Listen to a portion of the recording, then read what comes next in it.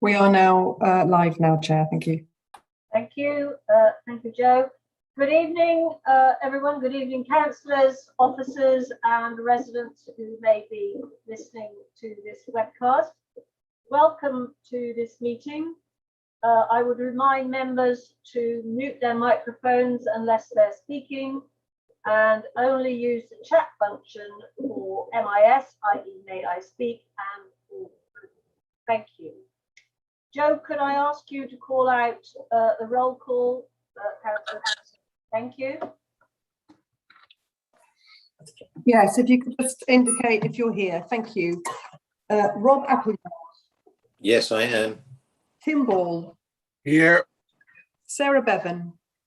Present. Colin Blackburn. Present. Alison Bourne. Can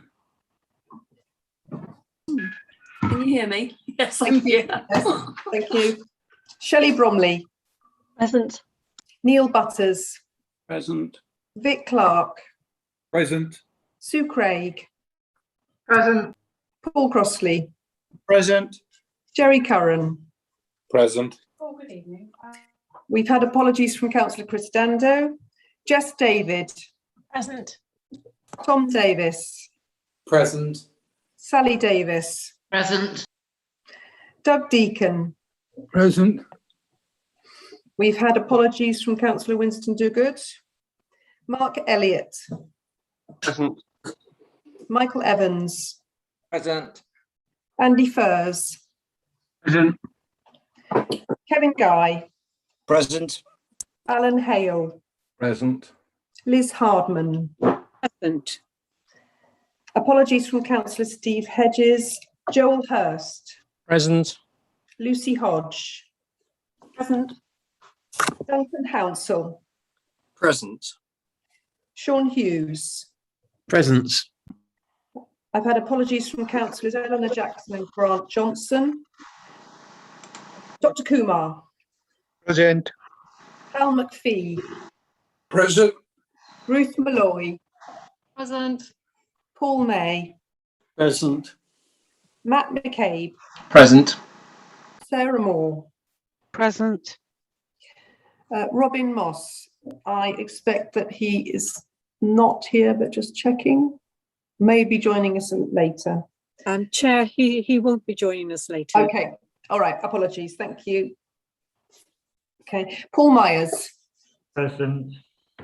Lisa O'Brien. Present. Michelle O'Doherty. Present. Barrett Pancania. I think apologies.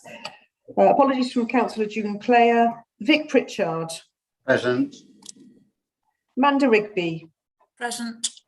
Dina Romero. Present. Mark Roper. Present. Richard Samuel. Present. Bruce Shern.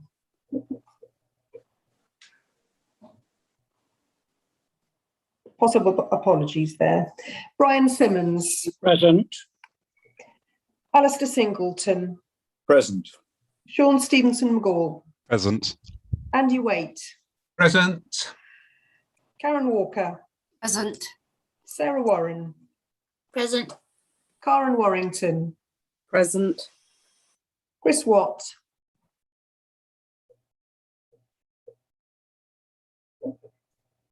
Chris, are you there? Thought I saw you join. Sorry, present was just. Yes, thank you. Ryan Wills. Present. Dave Wood. Present. Joanna Wright. Present. Thank you. Thank you, Joe. Are there any declarations of interest, please? None notified to me, but if there are any, councillors can announce them now. Thank you. All residents watching this webcast, due to a desire to retain a level of social distancing after restrictions have lifted, we are holding this informal virtual council meeting to enable all councillors to take part. The comments and indicative decisions from this meeting will help to inform the physically for it decision-making meeting tomorrow on Thursday, the 16th of September 2021. We will review this approach for any future council meetings in line with government and health guidance at that time.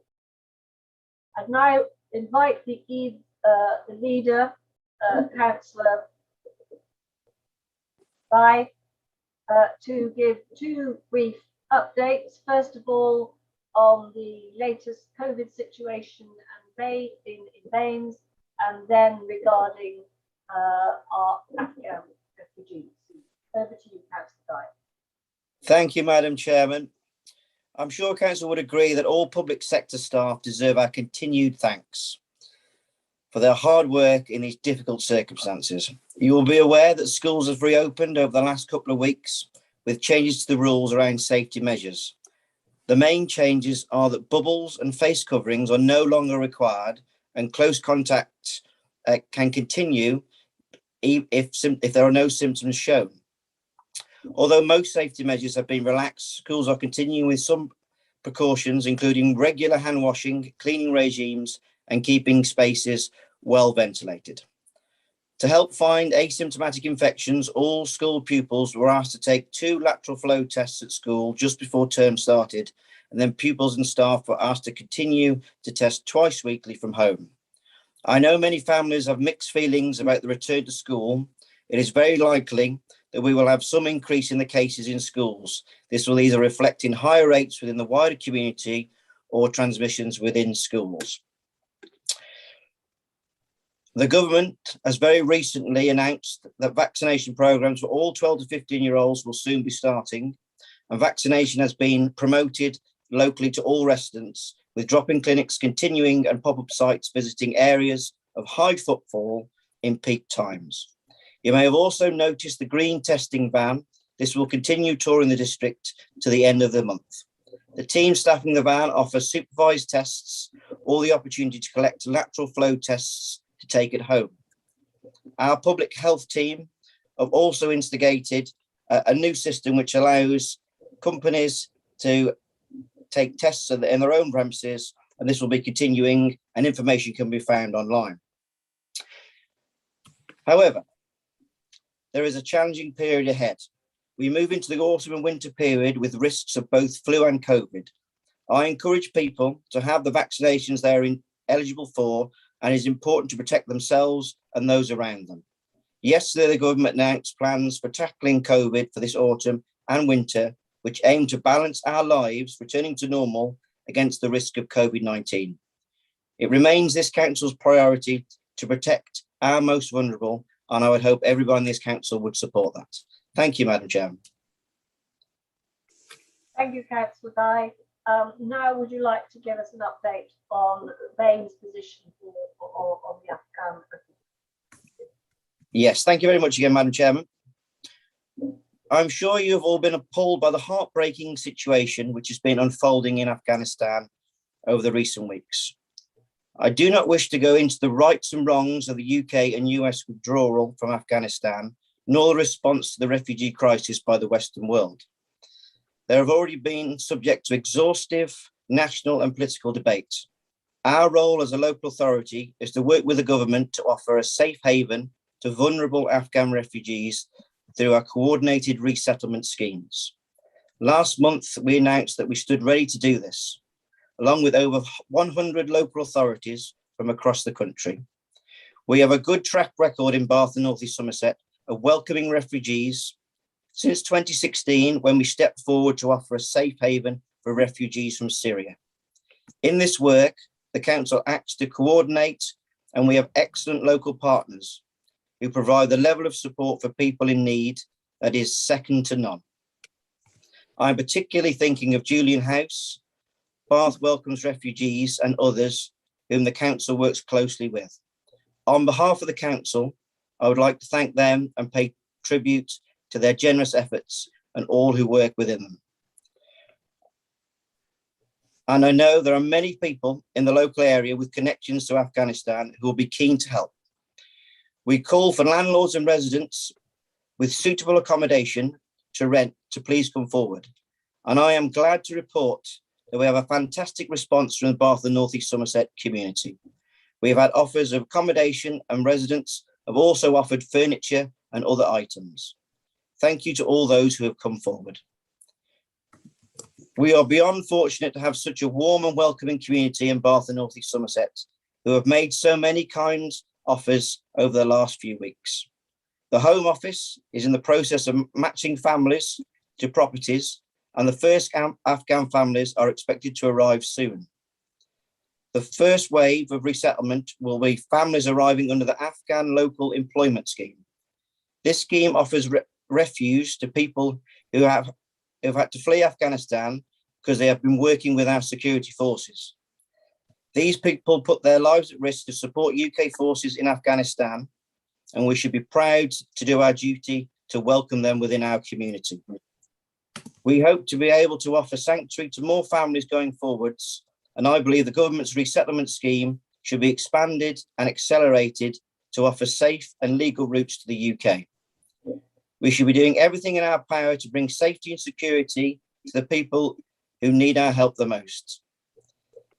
There is no specific number attached to how many families we can accept and help within Vayne's. The key driver, how many people can accept the availability of housing, is almost certainly the key variable which limits numbers. It must be self-contained within private entrances, and its own bathroom and kitchen facilities must be available, and it will be provided with local housing allowances levels.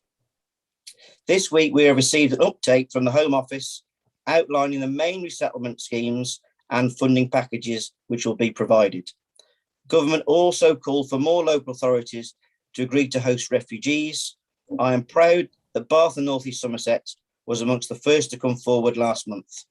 Thank you very much, Madam Chair. Thank you, Councillor Guy. There is no urgent business, and so we move on to agenda item 5. Chair, sorry, can I just interrupt you, Chair? Sorry. It's just been brought to my attention that we do need to approve the minutes of the 22nd of July. They were with the agenda, they've just been omitted from the briefing note. So we just need a mover and a seconder to recommend approval to tomorrow's meeting, if that's okay, please. Thanks. Thank you. Can I have a proposer to accept the minutes from the last council meeting, which was on the 22nd of July? Can I have a proposer? Propose we accept. Sorry? Propose we accept. Can I have a seconder, please? I'm happy to accept second, Madam Chair, yeah. Thank you, Councillor Guy. All those in favour? Are there any? Okay, I should say, are there any of those against?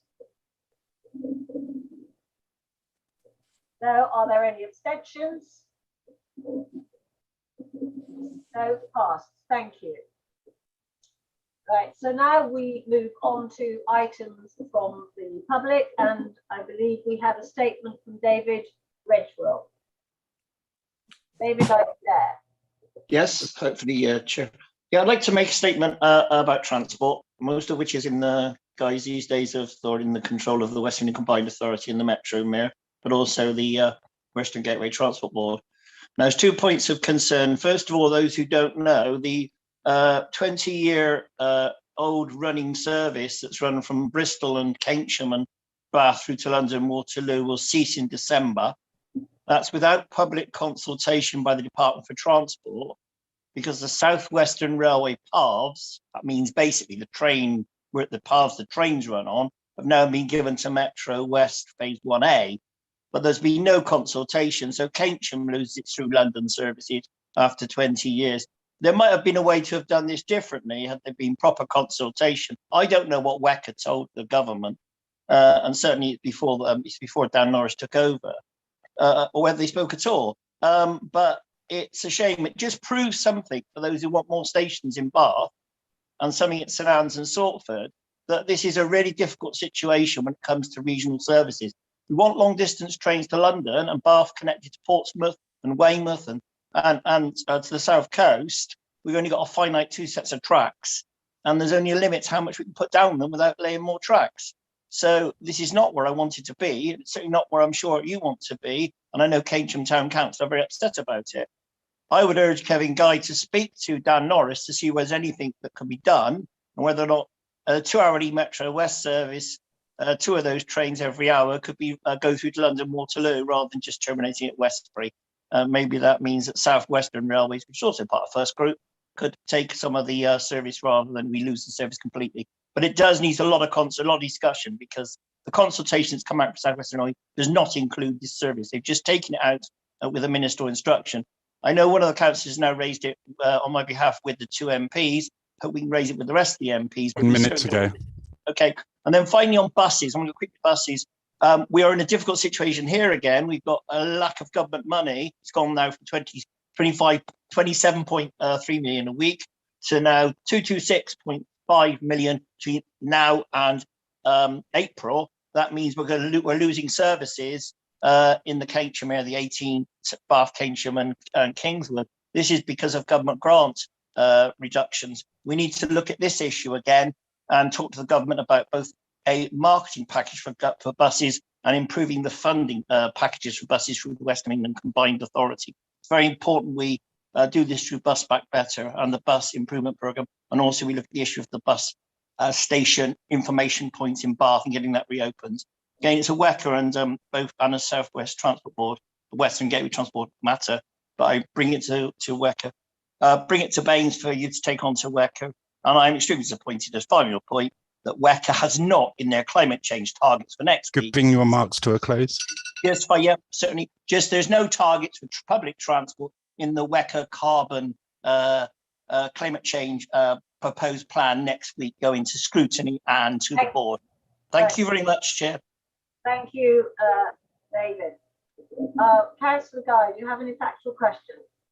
Thank you, Madam Chair. I have no factual questions, but what I will do, I'll raise those concerns with the regional mayor on David's behalf. Thank you. Councillor Pritchard, do you have any factual questions? Yes, David, you say that there's a lack of money for bus provision and we're losing services, and you were specific in mentioning a number of areas that are losing the service. Are you aware that there's been a service loss in the Chew Valley, which is a scant service anyway? I mean, that's another one I'm fighting. We need to ask the MPs to go back to government and say this reduction in the grant is too great. I think if we'd done that earlier on in the year, to be honest with you, we might have had the grant go down so great. We just haven't made the political case cross-party, and we do need to go back with that. And I'm very concerned about Chew Valley and the 672. It's not acceptable service at all. Right. Thank you. In lieu of Councillor Voss being there, first of all, Councillor Walker. Thank you, Chair, but no factual questions. Thank you. Shall we go to Councillor Hardman? Yes, thank you. I am Labour tonight. Just to say, Dave, many thanks for a very informed speech, but no factual questions. Thank you. Thank you very much, David. Do we have Ben Reid, please? Ben Reid. Yes, hello. Good evening.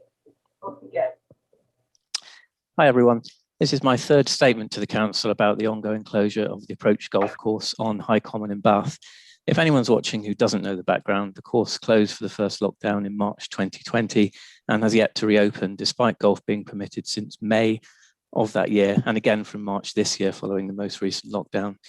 2 entire summers have now passed, during which the course would surely have been experienced a surge in users. As councillors will know, a petition I started on change.org to reopen the course received almost 5,000 signatures, indicating very strong local support for pitch and putt to be reinstated on site. I know the council has higher priorities than non-statutory leisure provision, but it's such a shame to see the current underuse of this beautiful and sensitive central space, bigger than the recreation ground, yet also effectively owned by the citizens of Bath. People are brought to spaces by the activities and interests they offer, and the more a site like this can provide, the more people from across Baines and beyond will be attracted to share in it. Basic mowing has continued, meaning that relatively modest repair and reinstatement could see pitch and putt return next spring. I know there are lots of other ideas for the site, and we actually now have an incredible opportunity to reimagine High Common as a community space, with golfers continuing to coexist alongside an increasing number of other visitors attracted by views, walking opportunities, and other outdoor pursuits. In particular, I hope a way can be found to reduce the footprint of golf, dispense with pesticide use, and to enhance biodiversity through reduced mowing and introduction of wilder areas. Alongside a proper cafe, which the site hasn't enjoyed since the current buildings were erected in the 1980s, High Common could become a new and exciting asset for Bath. I'll close by saying that I know pitch and putt isn't everyone's cup of tea, which is exactly why High Common needs to evolve and improve and become more than just the sterile and mostly empty parkland space that we currently see. Funding streams from pitch and putt and a cafe should allow High Common to be maintained and developed in a way that will maximise benefit to the widest range of visitors. I've actually finished. Thank you. Thank you, Ben. Councillor Guy, do you have any factual questions? Yes, thank you, Madam Chairman. And thank you for that, Ben. Just a quick question. Alongside golf, would you welcome a diversification for the use of the site? Absolutely, yeah. As I sort of hinted at there, it's a very big space. There historically have been 2 courses, a 12-hole and 18-hole, either side of the main central pathway. There's clearly room for other things to be happening there, such as rewilding. I'd like to see, you know, a few more benches back on site, picnic areas. There are spaces away from the golf course that are perfectly safe for people to sit and enjoy the views and have picnics and do other things. And that's how I see High Common in the future. Okay, thank you. Councillor Pritchard. Ben, thank you for the updates, but no factual questions. Thank you. Councillor Walker. Thank you, Ben. How many users in the past would have used this pitch and putt? I have asked the council for figures. I think due to various changes of operator, they don't effectively exist in very much detail going back very far. From my own observations as a regular visitor, on a good day, you can certainly get hundreds of people playing golf. It's weather dependent, of course. There are also plenty of other people around, again, on nice days, walking dogs or just sightseeing, people sitting and reading. That's lovely. So, thank you, Ben. Yeah, it does vary. Right, thank you very much. Councillor Hardman. No factual questions, but thank you very much for this information. Thank you. Thank you, Ben. You and David are welcome to continue watching, but could you watch now on YouTube? Thank you. We now move to agenda item 6, the report of the Charitable Trust Board annual report. Councillor Wood. Thank you very much, Chair. I'd like to table the item as tabled. Okay. I have a seconder, I believe, in Councillor Hardman. Councillor Hardman.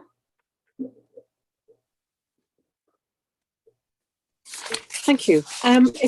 It's good to note the finances are being effectively managed and its regulatory and accountability obligations have been met. Good also to see Alice Park Trust intends to become more financially independent of the council. And finally, delighted to see the skate park has finally been opened due to the very hard work of residents and also of its ward councillors. So obviously I urge you to support this. Thank you. Thank you, Councillor Hardman. I don't see any councillors who wish to comment on this. So I think we will go straight to the vote. Are there any councillors who wish to vote against accepting this report?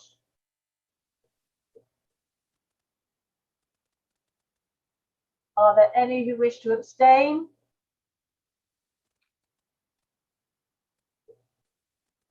Thank you. This report is accepted unanimously. Moving on to agenda item 7, the Policy Development and Scrutiny Annual Report. Can I invite Councillor Warrington to move the recommendations? Thank you, Chair. Councillors, I do hope that you've all had an opportunity to look through this year's annual report to get a sense of some of the positive work that's been carried out by the scrutiny panels. They undertake this very important work via scrutiny of the work of the Council within a democratic framework. Again, the panels have been very active in contributing to some very significant pieces of work, which demonstrates how scrutiny can have a real effect on the work of the Council and add value to local decision making. Panels continue to scrutinise the call-in of executive decisions. They examine the Council's finances moving forward, particularly in view of both local issues but national issues such as Brexit and obviously the pandemic that we've hopefully come through. Panel members continue to work with the executive cabinet members to provide both scrutiny and policy development input on a wide range of very important subjects. On behalf of the 3 scrutiny chairs, I would like to extend thanks to residents who have engaged with this democratic process, councillors who have raised issues, our local businesses who have contributed, and specifically to those council officers who brief us, answer our questions, and without whose support we would not be so effective. I would also like to thank all the councillors who sit on the panels. There's always a great deal of reading to complete. And finally, I would like to thank the previous chair of the Corporate Policy Development Scrutiny Panel, Councillor Myers, who was a champion of the scrutiny process. So I would ask you to note the important work of the scrutiny panels as laid out in the annual report. Thank you, Chair. Thank you, Councillor Warrington. Can I ask Councillor Walker to second this, please? Yes, thank you, Chair. So over the 3 panels, they've held 19 formal scrutiny meetings, normally lasting 2 to 3 hours. I'm sure I can hear Councillor Pritchard saying, no, that's not my panel, it normally lasts a lot longer. So members have adapted to virtual meetings which have been rolled out across the scrutiny function, bringing many benefits, mostly in terms of engagement with the wider community and public. As you will see from the report, the 3 panels scrutinised many topics of importance over this last year. So I'm happy to second recommendation 2.1 in the papers. Thank you. Thank you, Councillor Walker. Councillor Hardman. Thank you, Chair. As the main decision-making powers lie with 8 cabinet members, the scrutiny committees are part of the system of checks and balances implemented by the rest of us councillors as we monitor the activity of cabinet and assist in developing policy. This report gives us a snapshot of the work of the 3 scrutiny panels, which have continued to meet despite COVID. I would like to mention in particular my panel, Adult, Children, Health and Wellbeing Committee, known as Karen has referred to for its marathon sessions of sometimes up to 4 hours or more. All PDS panels are busy, but this one seems to be extremely busy. And we have an awful lot of work to cover, very important work. But the report does indicate that some statutory updates needing to be noted could be commented on outside of meetings, allowing for greater capacity for robust scrutiny. And I think that's something for us to consider. I'd like to thank in particular all the officer support for these panels, especially our panel. Thank you. Thank you, Councillor Hardman. Councillor Wright. Hello, I'm not putting my video on, partly because the bandwidth is very limited at my present location. I would like to thank everybody who's taken part in the PDS panels. They're an excellent piece of work, but as the sole councillor for the Green Party, I'd like to point out that I have no ability to represent the Green Party on any of these panels. Therefore, it was with great interest at a recent review by the LGA of scrutiny and how it works within the council that we need to work out a way to how all voices within, as councillors, can make sure that their ideas or policy to be taken forward through the council can be properly developed and taken forward using the matrix system. So I would encourage all councillors to be aware of how policy should be developed through the council, and that I think that we need to be more robust in our scrutiny work and to make sure that deliver is best for all of our sections across the community. Thank you. Thank you, Councillor Wright. Councillor Pritchard. Yes, Karen Walker provoked me into making a response when she commented that most of the panel's meetings last 2 to 3 hours. And it's, with exception, the children and adults scrutiny panel, we haven't had a meeting that's been under 4 hours. And this actually gives a tremendous commitment from those panel members to consistently stick with very, very challenging issues. We've been quite innovative, and as Liz Hardman has suggested, we've taken statutory papers outside of the meeting itself so that members of the panel can read them and just ask questions. It's all about being more efficient and saving time. And also there's a big commitment to members to field questions from cabinet reports prior to the meeting itself, so that the cabinet members are well briefed and can give authoritative answers in return.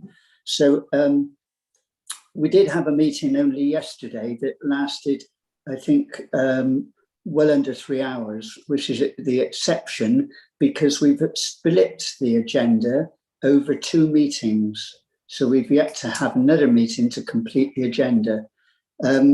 But there's a consistent will of strong commitment from the panel members for children and adults. So I commend their fortitude in sticking with it. So thank you. I'd like to thank those members particularly. Thank you, Councillor Pritchard. Councillor Hurst. Thank you, Chair, Madam Chair. I wanted to welcome the report. I think it's a good reflection of the hard work that certainly we did on our panel, and I'm sure of the other 2 panels. I wanted to make 2 or 3 very quick reflections.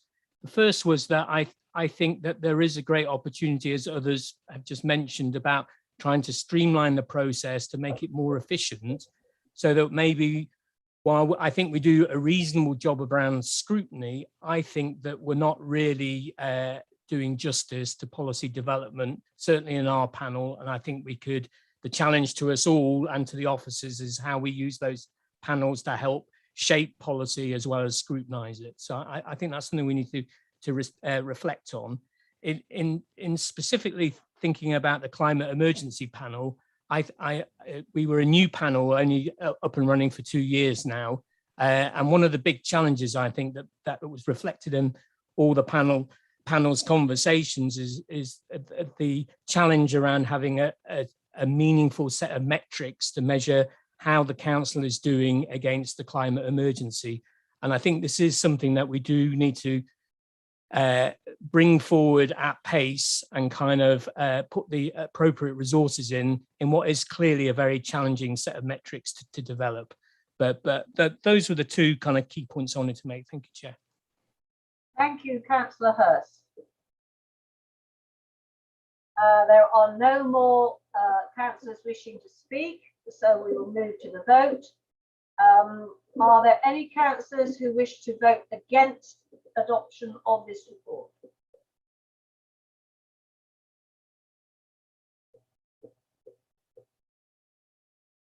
Are there any councillors who wish to abstain from supporting this report? No, thank you. Then the report is carried unanimously. Thank you. Moving on to agenda item 8, I would first refer councillors to the statements and questions which were circulated earlier today, which included question made by Councillor Wright to Councillor Guy. You will have seen it in your papers. And there's also the response that Councillor Guy gave to Councillor Wright. Councillor Wright has now asked to make a statement. Councillor Wright. Thank you. The International Campaign to Abolish Nuclear Weapons, ICAN, is asking that all councillors pledge a commitment to promote the Nuclear Nations Treaty on the Prohibition of Nuclear Weapons within their elected chamber. I am therefore proposing that this chamber pledges that Vayne's Council commits and signs the ICAN pledge and calls on the British government to sign and ratify the Treaty on the Prohibition of Nuclear Weapons. In the first resolution in 1946 of the UN General Assembly, it called for the elimination from national armaments of atomic weapons and of all other weapons adaptable to mass destruction, advocating the importance of nuclear disarmament and nuclear weapon-free world. The Nuclear Peace Prize in 2017 was awarded to the International Campaign to Abolish Nuclear Weapons, ICAN, for its work to draw attention to the catastrophic humanitarian consequences of any use of nuclear weapons and for its groundbreaking efforts to achieve a treaty-based prohibitions of such weapons.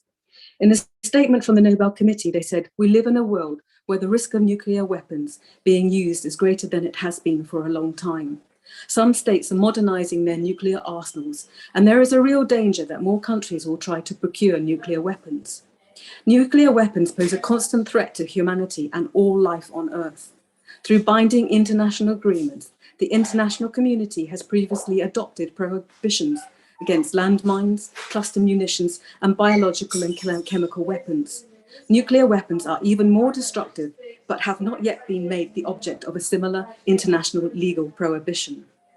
The international campaign to abolish nuclear weapons has been leading the civil society actor in the endeavour to achieve a prohibition of nuclear weapons under international law. On the 7th of July 2017, 122 of the UN member states adopted the Treaty on the Prohibition of Nuclear Weapons. As soon as the treaty has been ratified by 50 states, the ban on nuclear weapons will enter into force and will be binding under the international law for all the countries that are party to the treaty. 1 minute 5 remaining. of the states that currently have nuclear weapons, the USA, Russia, United Kingdom, France and China, have already committed to this objective through their accession to the Treaty on the Non-Proliferation of Nuclear Weapons of 1970. The Non-Proliferation Treaty will remain the primary international legal instrument for promoting nuclear disarmament and preventing the further spread of such weapons. All life on Earth is still under the shadow of nuclear bombs and the calamitous environmental impact that dropping them would and does cause. I therefore call upon all councillors in Bath and North East Somerset Council to sign the international campaign to abolish nuclear weapons. Thank you. Thank you, Councillor Wright. Councillor Guy, do you have any factual questions? No factual questions, thank you, Madam Chair. Thank you. Councillor Pritchard, do you have any factual questions? No factual questions, thank you. Thank you. Councillor Walker, do you have any? Thank you, Madam Chair, but no factual questions. Thank you. Councillor Hardman, do you have any factual questions? Yes, I do. Thank you very much for this, Joanna. I'd like to ask you, are you asking us as councillors individually to sign this, or are you asking us as a council to agree to this at some later date? Thank you, Councillor Hardman. I'm asking for everybody to individually take forward the email info@yorkshirecnd.org.uk and sign up to this pledge. It's really important that many people take this opportunity to recognise the effect that nuclear weapons have had across the planet on many people's lives. I myself was affected by the people's... I'm sorry, you've answered Councillor Hardman's question. Thank you very much. Thank you. Okay, there being no other business, I call the meeting to a close. Thank you, councillors. Good night.